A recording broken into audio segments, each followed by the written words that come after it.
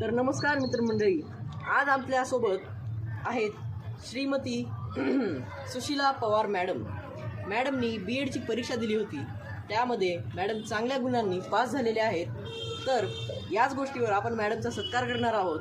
पण त्याआधी आपण मॅडमकडून काही शब्द घेणार आहोत, जे की आपल्या येणाऱ्या पिढीला प्रोत्साहन देतील. तर मॅडम, आपलं पूर्ण नाव सांगा. माझं पूर्ण नाव पवार सुशीला उमाजी. तर मॅडम, तुम्ही हे असल्या अवघड परीक्षेमध्ये पास होण्यासाठी काय काय केलं, काय परिश्रम घेतले होते, काय केलं होतं ते सांगणार आम्हाला? हो, परिश्रम तर खूप केले.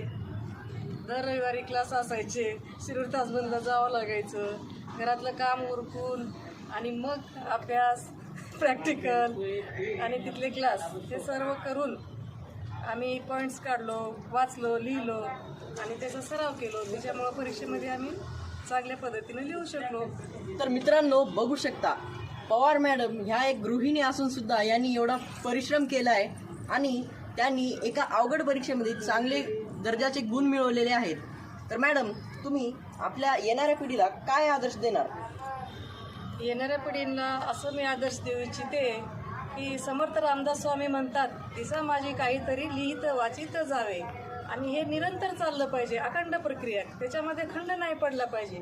जसं की आपल्याला पोटाला भूक लागते तसं दररोज जेवायला लागतं की नाही, तसं वाचन आणि लेखन या दोन्ही क्रिया दररोज नियमितपणे झाल्याच पाहिजेत.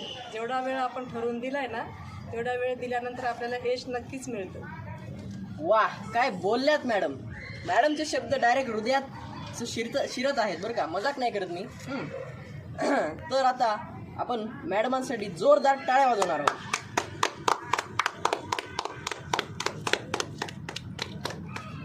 तर आता मॅडमांचा सत्कार करण्याची बारी आली आहे. इकडे या सिक्युरिटी. आले तुफान किती, जिद्द ना सोडली, झेप घेतली आकाशी, स्वप्ने झाली पुरी, लढलो आणि जिंकलो मी वाटच्या काठवरी, दुश्मन भी आज मला वाकून सलाम करी. थँक्यू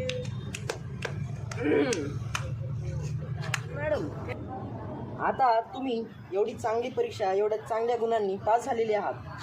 तर मग ह्याच गोष्टीवर जे तुम्हाला सहकार्य केले, ज्यांनी, समजा तुमचे फॅमिली मेंबर्स असतील, तुमचे एखादे कलिग्स असतील, तुमचे बंधू भगिनी असतील, तर आता तुम्ही जे यश मिळवलेले आहे त्याबद्दल तुमचा आनंद व्यक्त करण्यासाठी तुम्ही तुमच्या फॅमिलीला काय पार्टी, गिफ्ट, काय असं काय